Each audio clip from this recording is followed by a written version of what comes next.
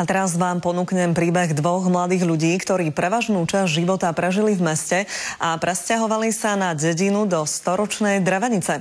Nebolo by na tom ešte stále nič výnimočné, keby neboli takmer nevidiaci.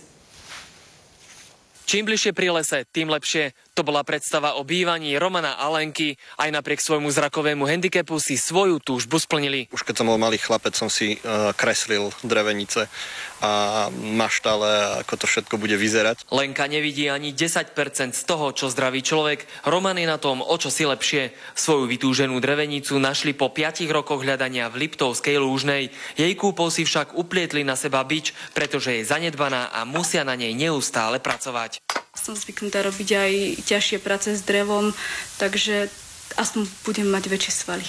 Sami si priznávajú, že susedom sú aj na smiech. No, veľká zábava pre dedinu určite bola, keď ma učil 12-ročný sused kosiť s klasickou kosou. Mladý pár však chce vnímať život v podhorskej prírode z pozitívnej stránky. Starosta stojí za nimi. I keď bohužiaľ ho nemôžu vidieť, ale aspoň počujú žblnkať vodu, šum lesa. Skoro každý večer nám sem chodí liška a dokonca sme ju mali už aj na verande. Sen Romana a Lenky sa kúpením drevenice ešte nenaplnil. Ich príbytok by chceli postupne prerobiť. Urobili si taký hospodársky dvor, na ktorý by mohli chodiť decká, pozerať sa, ako to kedysi bolo, ako sa žilo, aké boli remeslá. Z Liptovskej Lúžnej, Ľubo Fronko, televízia Markíza.